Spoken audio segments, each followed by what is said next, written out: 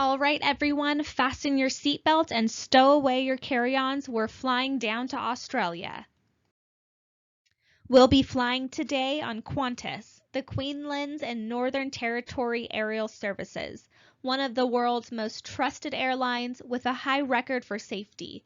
Qantas has been the choice for Americans flying into Australia since their 1969 ad campaign. It featured a live koala, voiced by Howard Morris, who complained that too many tourists were coming to Australia and concluded, "I hate Qantas." The koala ads have been ranked among the greatest commercials of all time. At 7,511 miles from home, we're used to thinking of Australia as being very far away on the other side of Africa, but that's because of our flattened world maps. If we actually go west across the Pacific Ocean, we're there, but that ocean is large, very large. That flight would be 18 and a half hours long, and there are no stops on the way. There's no place to stop in all that water. Tickets cost about $1,500, and Australia is 17 hours behind us in time zones too. It's 8 a.m. there right now, so when we land, we're going to have to deal with a heck of a jet lag. To help deal with that, why don't we settle into first class? Here, the seats rotate, facing forward for takeoff, but rotating to the side for dining and sleeping. Each suite has a 17-inch widescreen HD monitor with 1,000 channels and movies. In addition to 110-volt AC power outlets, they also have USB ports for laptop connectivity. We are also able to make use of the onboard business lounge on the upper deck. Complimentary access to either the first class or business class lounges is offered in the airport. Not bad, huh? Australia, as a name, comes from the Latin terra australis incognita, meaning unknown southern island, though it has been inhabited for over 50,000 years, first by Aboriginal peoples and then by immigrants and refugees. The first European discovery of the island was by the Dutch East India Company in the early 1600s.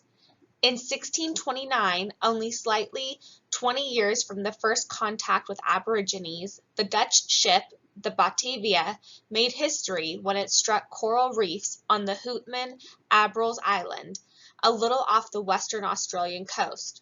A failed, bloodthirsty mutiny, orchestrated by some of the ship's crew, resulted in two of the youngest mutineers being sentenced to be marooned on the Australian mainland, effectively making them the first European residents of Australia.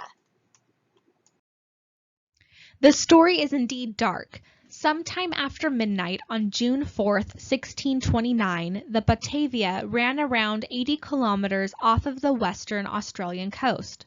Commanded by Francisco Pelsart and carrying 322 men, women, and children, the Dutch East India Company flagship was on its maiden voyage. What happened next has inspired books, plays, film, and television for centuries.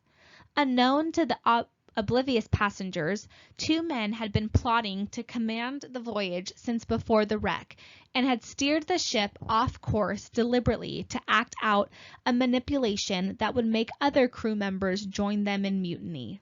The plan failed, and while the full scope of their treachery had yet to be discovered, the men were awaiting punishment from Commander Pelsart for lesser charges when the Batavia careened into the reef. Distracted from the insubordination, Commander Pelsart rallied some men, mostly senior officers, and took a boat in search of fresh water. One of the officers, Arian Jacobs, was one half of the dastardly duo planning to domineer the Batavia in the first place. His partner, Geronimus Cornelis, had been regrettably left in charge of the survivors, who were by no means in safe hands. Not to be deterred from his original plan to have the riches of the Batavia all to himself, Cornelis managed to create a small band of cronies, and immediately commanded all of the food and supplies. Then he sent his only threat, a group of soldiers, led by Weeby Hayes, to West Wallaby Island on a wild goose chase for water, assuming they would simply die of exposure, leaving the rest of the passengers at his mercy. The next 2 months were a blur of murder and mayhem. Cornelis, drunk with power, had his band of loyal accomplices viciously striking down any man, woman, or infant that dared cross him or was a burden on supplies, which ended up being just about everyone. 110 innocents were brutally massacred before word of the slaughter made it to the soldiers on West Wallaby Island, who had not died after being abandoned, as Cornelis had hoped. Seemed as though Cornelis had done the soldiers a favor by marooning them on West Wallaby Island. Not only did they survive, they had fresh water and an excellent food source. Upon hearing of the mutiny and slaughter from survivors that had escaped Cornelis's butchery, and that supplies were low and the mutineers were getting desperate, the soldiers built makeshift weapons and a limestone fort to protect themselves from the inevitable attack on their resources. After several battles, the well-fed, well-trained soldiers eventually prevailed over the mutineers and captured Cornelis just in time for Commander Pelsart to arrive on a rescue mission. The rest of the mutineers were rounded up, and those that were accused of the most heinous crimes had their hands chopped off before being hung, including Cornelis. The modern-day West Wallaby Island is one of diverse plant life, beautiful reefs, and a healthy population of seabirds. Little remains to tell the murderous tale of greed and betrayal, except for the ruins of the shelters and improvised defense walls that held the mutineers back, and are Australia's oldest known European structures. Seen here is the whole of Batavia, preserved in a local museum. The first peoples of Australia are known as the Aborigines, belonging to an ethnic group of more than 250 tribes, each with their own languages and culture and history. The greatest genetic connection between Aborigines and other populations offshore from Australia, looking through time as it were, are found in South America. What the migration pattern was, or when it was, cannot be determined without finding the remains of older Australian ancestors in South America, and so far none have been found. But it seems as though somehow a group of Australians Aborigines migrated from Australia through possibly North America and down into South America, without intermarrying with any other groups along the way. The Aborigines remain in Australia today, and we'll be visiting them a little bit later. And here we are, landing in the largest city of Australia, Sydney. Now most people, myself included, think that Sydney is the capital of Australia, but I found out it's really more similar to the debate between Fez and Marrakesh in Morocco. Legend has it that when it came time to choose a capital city for the great and young nation of Australia, there was an epic battle between the states of New South Wales and Victoria. These are the homes of Sydney and Melbourne cities, respectively. After much debate and conjecture, the dispute was settled by creating a new state on the borders of New South Wales and Victoria called the Act, or Australian Capital Territory. It was in the Act that the city of Canberra was founded and the government buildings were built. Canberra is actually the capital of Australia. But all that time, money, and distance is worth it to see the amazing secrets and sights of Australia, like this rock. But it is more than what meets the eye. This is actually the remnants of a massive volcano, Ball's Pyramid, which is just 1,843 feet out of the Pacific Ocean. It's one of the surviving above-ground remnants of the once lost and recently found sunken continent of Zealandia. Now don't get too excited, there's nothing really on Zealandia.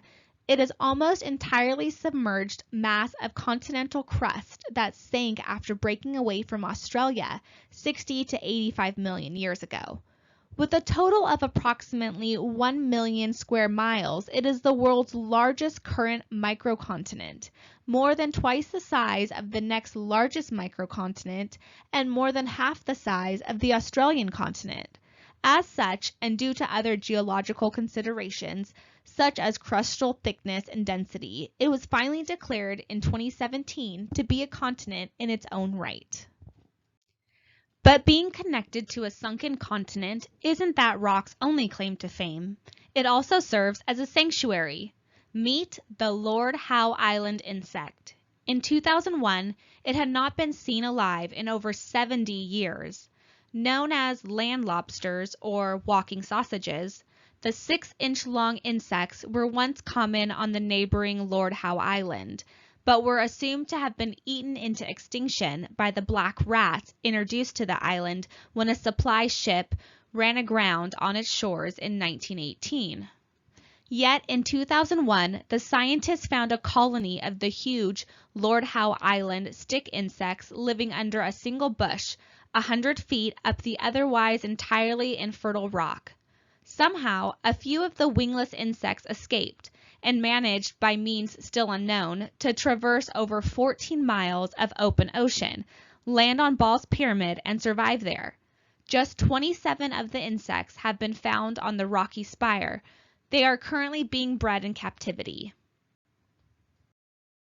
By far, the most colorful member of this ecosystem is the giant pink slug, which can reach a whopping 7.8 inches in length. These slugs spend most of their lifetime buried beneath the leaf mold on which they feed. But according to Michael Murphy, a New South Wales park ranger who regularly patrols Mount Capitar's summit, they're known to come out in the hundreds by night or after a rain shower to snack on tree moss. As bright pink as you can imagine, that's how pink they are, said Murphy in an interview with Australian Broadcasting Corporation. Australia is beautiful, but I promise you full of surprises. Have a look at this beautiful, pristine beach, located on a lake 100 meters above sea level. Lake Mackenzie on Fraser Island is one of the most beautiful and well-known freshwater lakes in Australia. The lake is a perched lake, meaning it exists well above the water table and is thus comprised of pure rainwater only. This unique environment, along with the high levels of acidity in the lake, makes the water unsuitable for nearly all forms of plant and fish life. Without natural waste from plant and animal life, the lake is extremely pure. Strangely enough, the lake is too pure to sustain natural life that would otherwise inhabit its waters. Along with the clean water, the sand around Lake Mackenzie is pure silica, giving the beach a shimmering white color. The famous heart-shaped tree adds to the already pretty landscape. Unfortunately, human-introduced compounds such as sunscreens, soaps, and lotions, which wash off bathers' bodies, is a growing concern and could degrade the pristine blue lake. And that's not the only silica beach in Australia. Located on Australia's Whitsunday Island, Whitehaven Beach is almost 5 miles of miraculous white sand that is perfect for equally pristine visitors. Unlike most beaches in the world, Whitehaven is made of 98% pure silica, which gives the sand its snowy complexion in addition to some other unique traits. The silica sand is of a finer grain than regular beach sand, which is comprised of irregular bits of minerals. This gives the white sand a softer, more velvety feel. In addition, since silica does not retain heat well, the sands do not heat up in the summer sun, making the immaculate beach the perfect place to relax and sunbathe. Even stranger is that the surrounding rocks do not contain silica, meaning the beach must have been deposited on the island over millions of years of tides carrying the silica grains. To keep the beach in its heavenly state, regulations have been in place outlawing dogs and cigarettes, which might mar the posh surroundings. Less posh, equally beachy, and just as interesting is this site. Situated within a sheltered bay on the coast of Western Australia, Hamlin Pool appears at first glance to be a moderately interesting rock-strewn beach. Those rocks look kind of odd. Are they from a lava flow or some archaic tectonic process? However, those rocks are not actually rocks. Rather, they are active colonies of one of the first life forms on the planet. The rock-like objects that appear at Hamlin Pool in remarkable numbers are called stromatolites, and they are made by a single-celled organism called cyanobacteria, previously known as blue-green algae. Cyanobacteria came onto the scene about 3,500 million years ago, well before the existence of any other complex life form. They are the oldest type of photosynthetic organism in the world. So old, in fact, that they predate plants by a couple billion years and provide the Earth with most of the oxygen in the atmosphere necessary for supporting subsequent life forms. While stromatolite fossils, some of them 3.5 billion years old, have been found around the world, the stromatolites of Hamlin Pool were the first living specimens ever discovered. Happened upon by oil surveyors in 1956, living stromatolites remain extremely rare, known to exist in only a small handful of places in the entire world. Hamlin Pool contains the most abundant and diverse collection of living stromatolites, thanks to the hypersaline water, twice the salinity of normal seawater. That allows the cyanobacteria to thrive and keeps would-be predators at bay.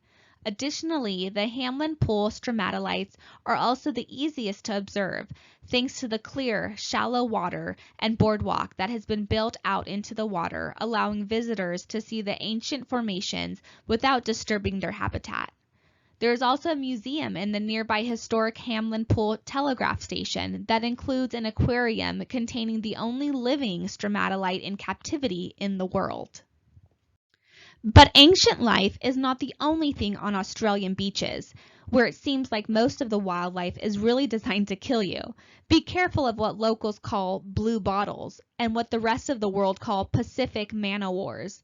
These are a related species to the famous Portuguese man-o'-wars, and they are only slightly better. Of course, you have to be careful of Portuguese man-o'-wars too if you're in the right beaches. So that's a cheerful thought. Between the two species, they are responsible for up to 10,000 human stings in Australia each summer, particularly on the east coast, with some others occurring off the coast of South Australia and Western Australia. One of the problems with identifying these stings is that the detached tentacles may drift for days in the water, and the swimmer may not have any idea if they have been stung by a man-o'-war or by some other less venomous creature. Well, we've been in Australia for several hours, and all we've seen have been beaches and lakes pretending to be beaches.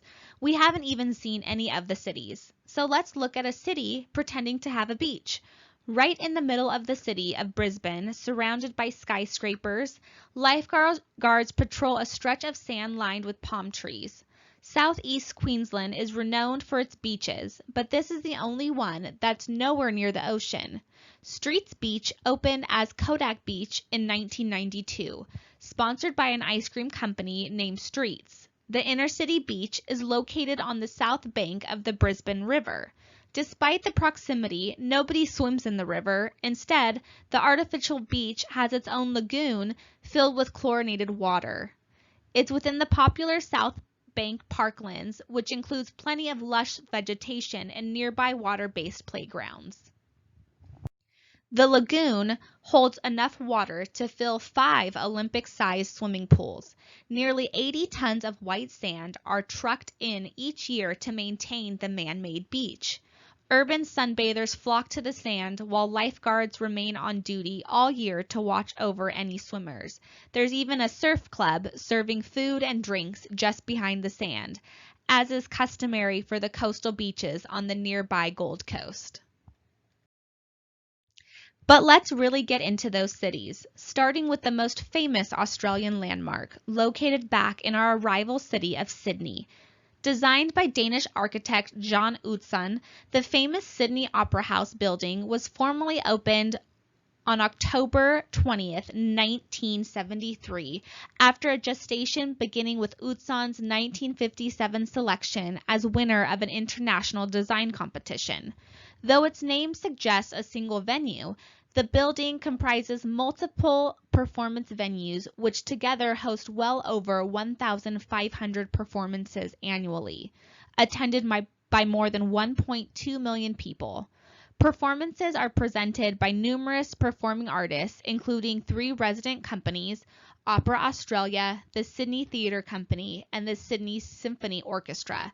As one of the most popular visitor attractions in Australia, more than 8 million people visit the site annually, and approximately 350,000 visitors take a guided tour of the building each year. Planning began in the late 1940s when Eugene Goosens, the director of the NSW State Conservatorium of Music, lobbied for a suitable venue for large theatrical productions. The normal venue for such productions, the Sydney Town Hall, was not considered large enough. By 1954, Goosens succeeded in gaining the support of NSW Premier Joseph Cahill, who called for designs for a dedicated opera house.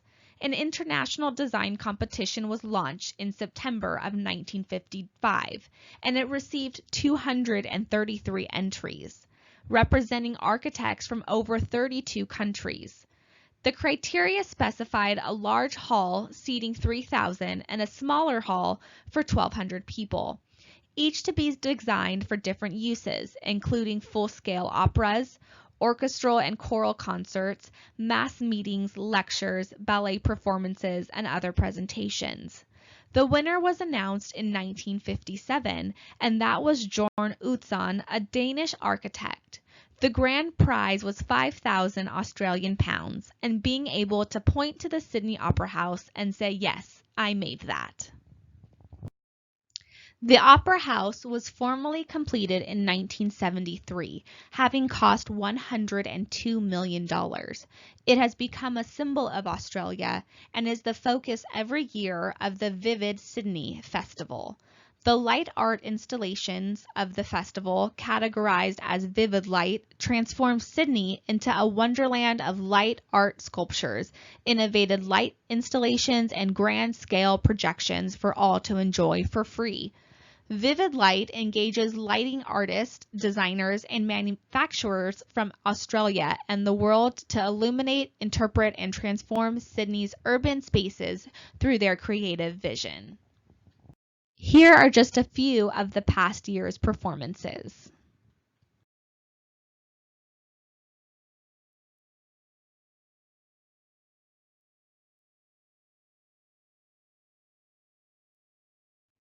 But the Opera House is not the only beautiful building in Sydney. Let's take a stroll down through the Rocks, a bit of Sydney's past.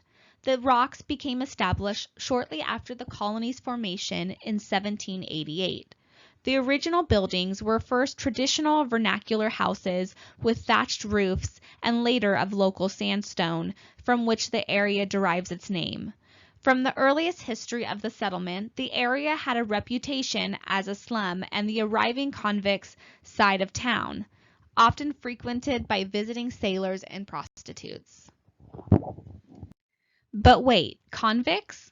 Yep, prisoners were the first European settlers in Australia. Between 1788 and 1868, about 162,000 convicts were transported by the British government to various penal colonies in Australia.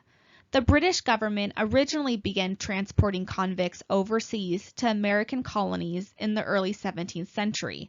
When transportation ended with the start of the American Revolution, an alternative site was needed to relieve further overcrowding of the British prisons. Seeking to preempt the French colonial empire from expanding into the region, Britain chose Australia as the site of a penal colony. Many convicts were transported for petty crimes, while a significant number were political prisoners. More serious crimes, such as rape and murder, were punishable by death and therefore not transportable offenses. Once emancipated, most ex-convicts stayed in Australia and joined the free settlers, with some rising to prominent positions in Australian society. However, convictimism carried a social stigma, and for some later Australians, convict origins would be a source of shame. Attitudes became more accepting in the 20th century, and it is now considered by many Australians to be a cause for celebration to have a convict in one's lineage. Around 20% of modern Australians are descended from transported convicts. The last convict ship arrived in Western Australia on January 10, 1868. But back to the rocks. By the early 20th century, many of the area's historic buildings were in serious decay. In 1900, bubonic plague broke out and the state government resumed areas around the rocks and Darling Harbor, with the intention of demolishing them and rebuilding them. More than 3,800 houses and buildings were inspected and hundreds demolished, but the continuation of these plans were brought to a halt due to the outbreak of World War I. In 1975, the plans were taken up again, this time with more of an eye to restoration and preservation. Today, the Rocks is a partly gentrified area, but still contains a significant proportion of housing commission properties, and there is still a significant problem of urban poverty and street crime in this district. But more than crime and poverty, the Rocks is known for its open-air market on the weekends and its upscale restaurants. The close proximity to Circular Quay and the views of the iconic Harbor Bridge, as well as the historic nature of many of the buildings, makes the Rocks very popular with tourists. It features a variety of souvenir and craft shops, as well as many themed and historic pubs. The Rocks Market operates each weekend with around 100 stalls. During the week, shopping options include galleries exhibiting Australian artists such as Ken Don and Ken Duncan, as well as Australian clothing and Australian opal shops. But more than crime and poverty, the Rocks is known for its open-air market on the weekends and its upscale restaurants. The close proximity to Circular Quay and the views of the iconic Harbor Bridge, as well as the historic nature of many of the buildings, makes the Rocks very popular with tourists. It features a variety of souvenir and craft shops, as well as many themed and historic pubs. The Rocks Market operates each weekend with around 100 stalls. During the week, shopping options include galleries exhibiting Australian artists such as Ken Don and Ken Duncan, as well as Australian clothing and Australian opal shops. Opals have a large history in Australia. Since the late 1800s, Australia has dominated opal production with more than 90% of the global output. The first discovery of common opals in Australia was made in 1849. A study of the many written accounts of the time suggests that most of those early Australian discoveries were accidental. A horse's hoof kicked up opal-bearing rock. A boundary rider's wife discovered a pretty pebble in a creek bed. But the first registered mine was in 1871. One mine seen above was first worked in the 1920s, but was transformed into a museum still underground and gives tours through the mine to see how opal is formed and mined. Early peoples credited opal with magical qualities, and traditionally, opal was said to aid its wearer in seeing limitless possibilities. It was believed to clarify by amplifying and mirroring feelings, buried emotions, and desires. It was also thought to lessen inhibitions and promote spontaneity. The early Greeks believed the opal bestowed powers of foresight and prophecy upon its owner, while in Arabian folklore it is said that the stone fell from heaven in flashes of lightning. To the Romans, it was considered to be a token of hope and purity. Australian opals are exceptionally beautiful because of the environment in Australia. Australian opal had uninterrupted eons to form in layers and harden from solution to a gel, and finally a stone.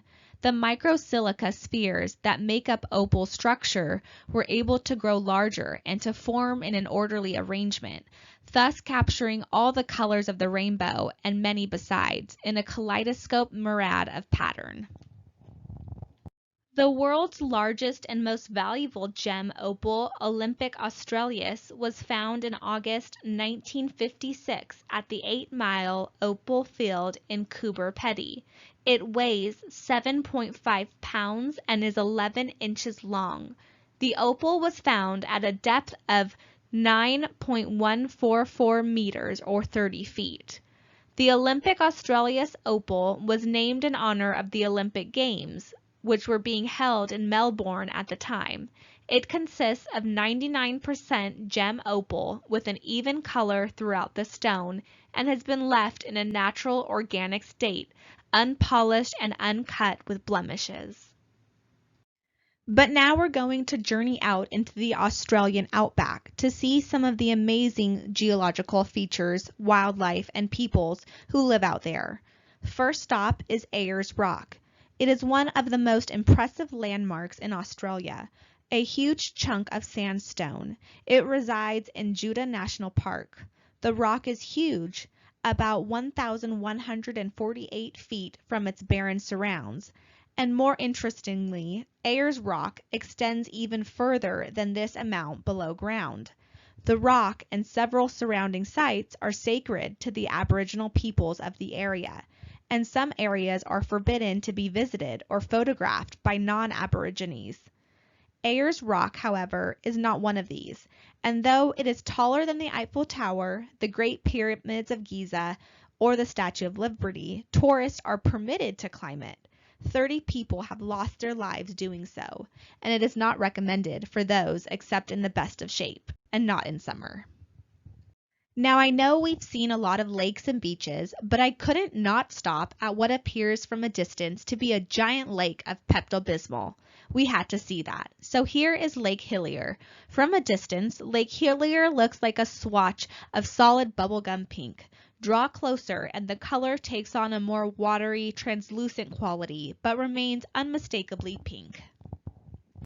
Whereas the causes behind the unusual coloring of other pink lakes, such as the nearby Pink Lake and Senegal's Lake Redba, have been definitively confirmed, the reason for Lake Hillier's color remains a mystery.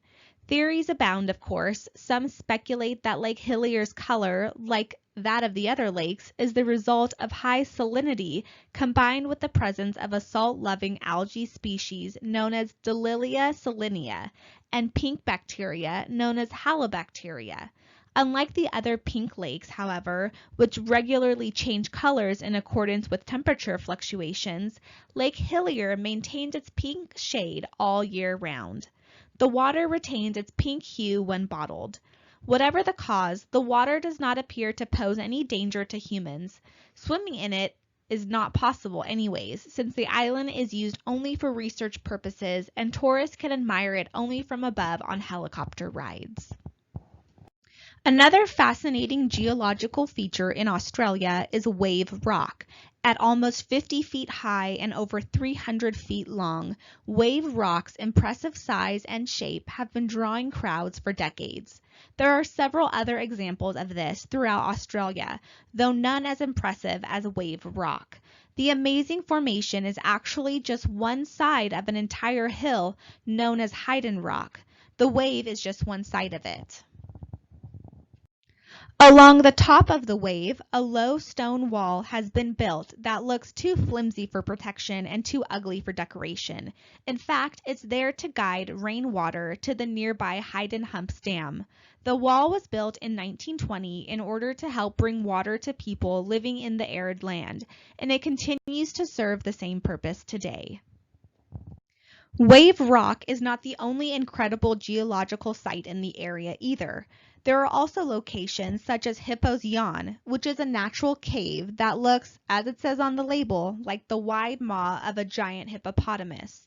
Besides being a tourist hotspot with over 100,000 visitors per year, Hippo's Yawn has been an important site for the local indigenous people for thousands of years. Australian Aboriginal culture includes a number of practices and ceremonies centered on a belief in the dream time. Reverence for the land and oral traditions are emphasized. Language groupings and tribal divisions exhibit a range of individual cultures.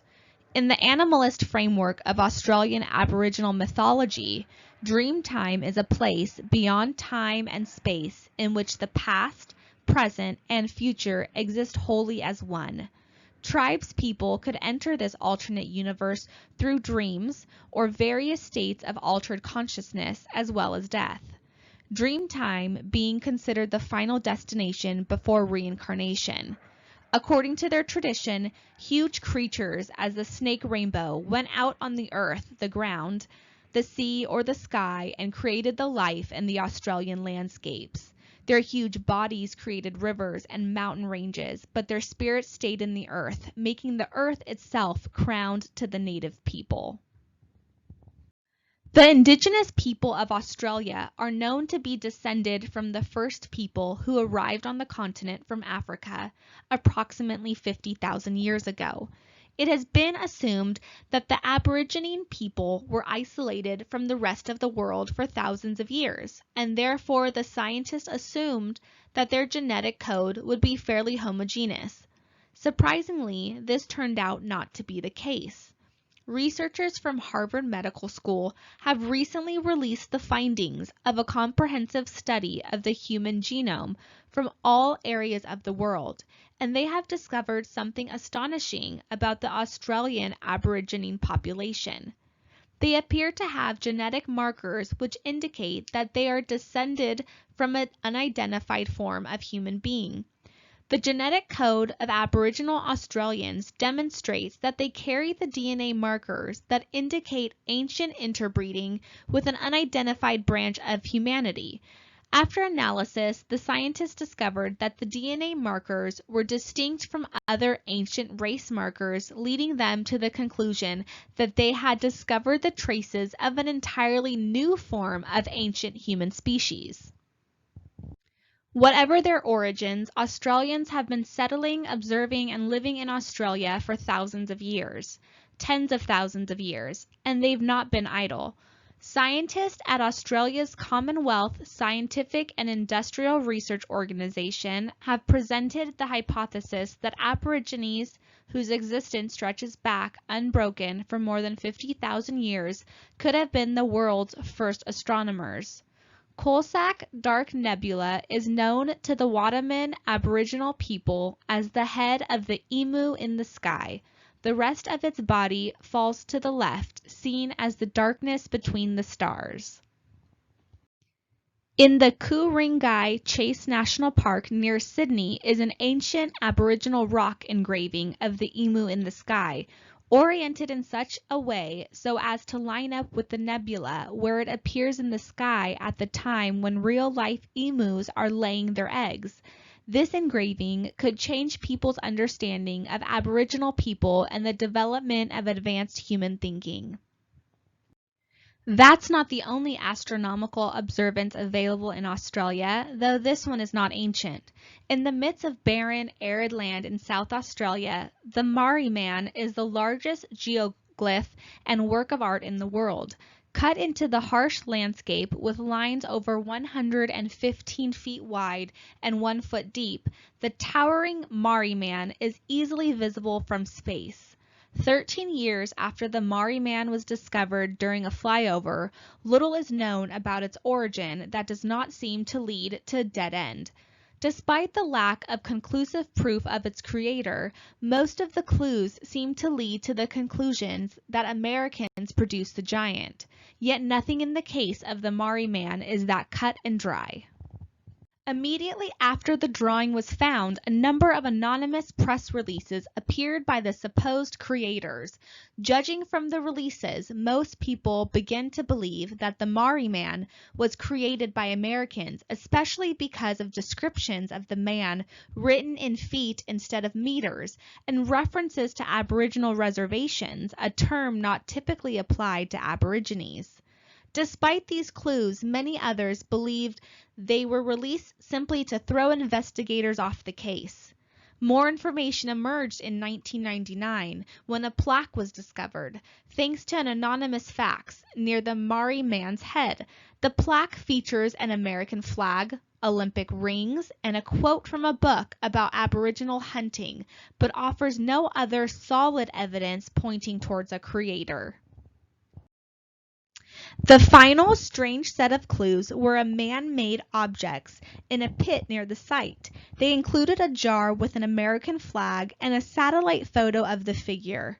Despite evidence leaning towards American authorship, others have proposed that the Maori Man is the creation of an Australian artist who died in 2002. Although we may never know the true origin of the Maori man, it is certainly one of the most intriguing modern-day mysteries. The site is not accessible to the public, but flyovers across the area are permitted. Due to environmental changes and little maintenance, it had almost completely disappeared until locals made efforts to restore it using a grader in 2016. But it's time that these Americans made their way back home as well. So goodbye to the land of the kangaroo and the koala. I hope you all enjoyed our trip, and I'll see you next time.